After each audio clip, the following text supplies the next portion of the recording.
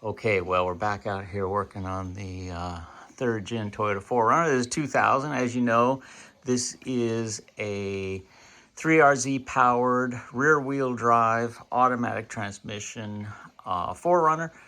My daughter will be learning to drive on this, so while she has messed around with the pickup truck over there that has a stick shift and a Kevlar clutch and all that, the 4Runner is automatic, and because it has an automatic transmission, you know, I'm working on that area. I'll have some videos coming up. I'm going to drop the pan on it, change the filter. I'll show that. Also just did an upgrade to the dash LEDs. I had a video on the channel last week, but I had to pull it down because I changed a couple things and I had an error in that video. I didn't want to have bad information on the channel. So I'll be updating that video shortly. Stay tuned. The subject of today's video, though, is the Toyota A340E rear-wheel drive transmission, specifically the gear selector switch. Now, for anyone who's worked on the transmission, they'll recognize all this stuff. But this is the part here that the shift lever, and you can see this goes on here. So this is the shift lever. Now, when I purchased the vehicle, it had some burn marks on this little rubber piece. I'll show what I did, though. I heated it up with a blowtorch lighter on the back side, and then I took a wood rasp and I kind of plunged it down into the softened rubber, and I was able to give it kind of a nice texture pattern, which was a lot better than the big cut marks and gouges and stuff. So if you have a shift lever kind of deal here that has some cuts or some damage or whatever, that's a little trick you can use. What I did basically was I just heated it up, pressed the rasp into it. When it was all said and done, I put some acetone and kind of lightly melted the surface, but I think it came out pretty presentable. It's a far cry better than the big burn marks, which I'm not sure where they came from, but it looked like maybe somebody accidentally jammed a hot cigarette lighter into it. Whatever the case, I think it kind of brought it back to life. So this goes on here, and this, when it sits in the vehicle, goes through the transmission tunnel, and then this actuates the Toyota transmission. Now, if you happen to have an automatic transmission in your Toyota, what will happen is sometimes this shift lever will be kind of floppy. And the reason for that is how Toyota designed the bushings that go in here. So if you look at the part that goes on the car, and we can kind of take a look at. Now I've taken it off and I've cleaned it, and I have it partially disassembled, but basically here's what you got. This is the part that bolts to the transmission tunnel, and this cross pin here is where your selector lever bolts on. Now, when you select the gear, you're basically you have an operation where you're pivoting. So when you go back from park into reverse or drive, this bottom part is pivoting forward as you pull the lever back. So it has to have a pin to pivot on. Now, if you've never looked at it, it's kind of a fascinating little deal here. They have kind of a lockout mechanism. There's also a gear lever selector kind of computer that sits right here. Let me grab. I have it taken apart. Let me grab it here. You can kind of see what it looks like, but they call it what do they call it here? Computer shift lock control. So that's the part number in case anybody ever needs it. And it's a little computer circuit board right here that sits inside there. Like I said, I took it apart to inspect it and clean it. And this connector here goes to this little overdrive button, and this little wire threads down through here. So if you ever take this all apart, you'll kind of see what I mean.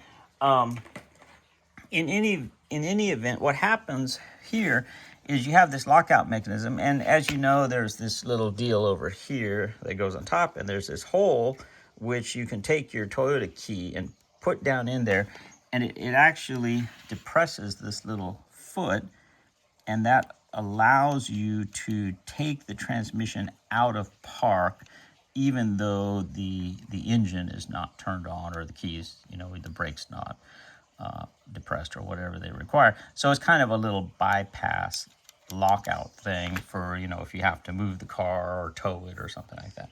So it's nice to kind of understand how that works. But like I said, kind of the subject of this video is upgrading the bushing system. Now, if we flip this over, you can see how Toyota kind of does it from the factory.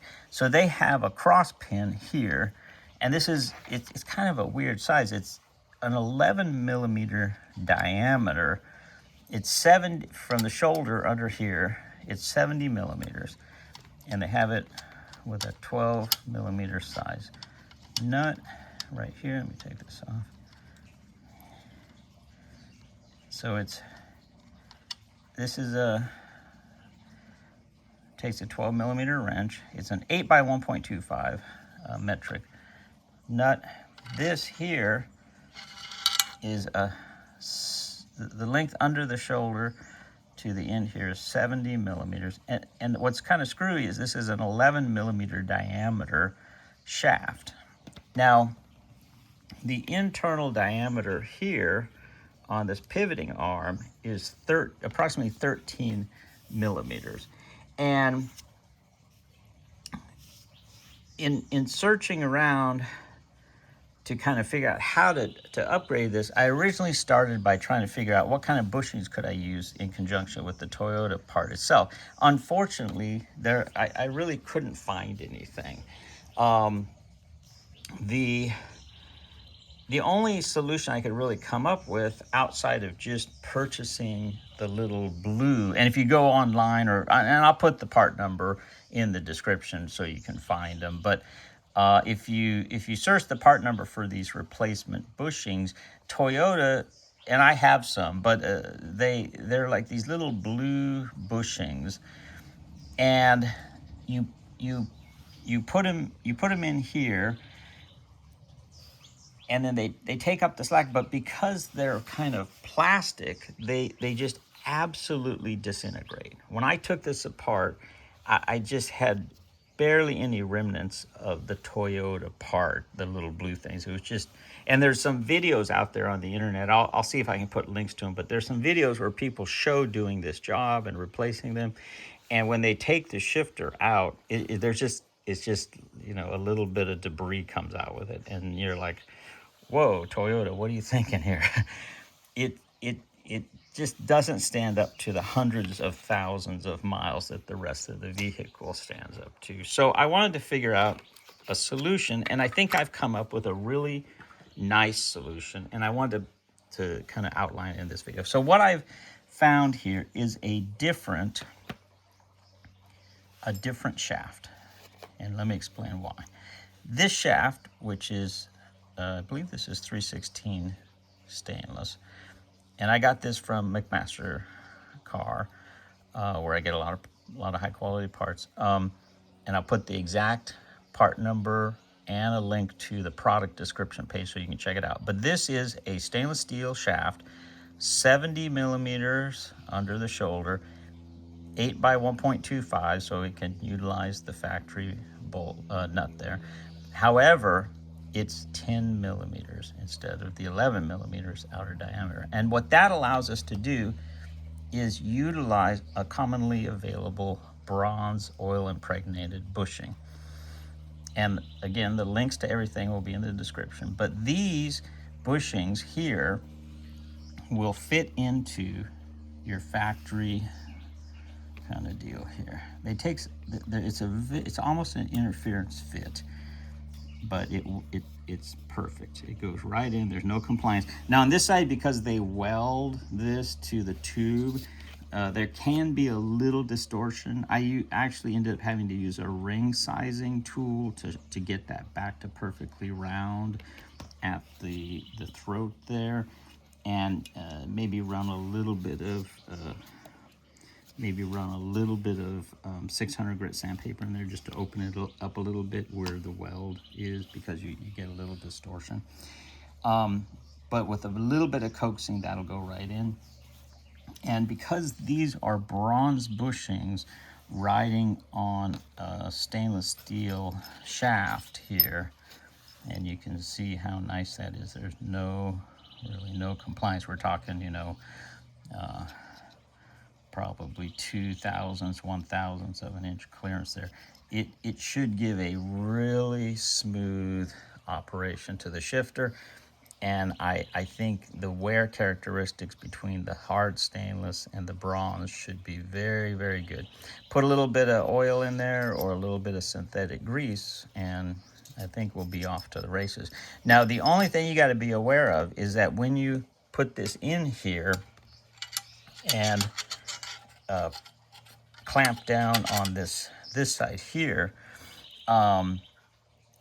it's going to pull this very tight, and they make some shims for this so you can space everything out.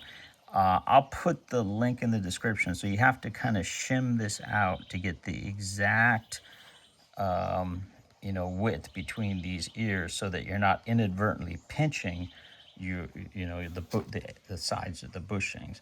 But once you get the correct number of shims, then this should be a really great solution to kind of using those little plastic blue jobbies. So I'll put all the pertinent information in the description. I'll put how many shims I ended up using to get it properly spaced out. And for anyone who wants to really, you know, kind of do away with those little blue squishy kind of bushings from Toyota, this offers a kind of, you know, alternate sort of way to go about doing this. And like I say, you know, you end up with a really nice kind of affair here. So I think it'll be something that will last, you know, the entire life of the vehicle. Keep the shifter, you know, very smooth and not, you know, be something that you have to service every 100,000 miles, because as a lot of us are intending, you know, planning on keeping our vehicles for hundreds of thousands of miles. And, you know, the idea of having a part that is kind of deteriorating on your 4Runner is not what I think any of us want. So anyways, that kind of gives the rundown. If anyone has any questions, feel free to let me know in the comments section below. And as mentioned again, I'll put all the stuff, all the links to all the stuff I'm using here, as well as kind of a write-up to how to, you know, space everything out and any problems I encounter when I get it back on the vehicle in the description. Okay, thanks a lot for watching.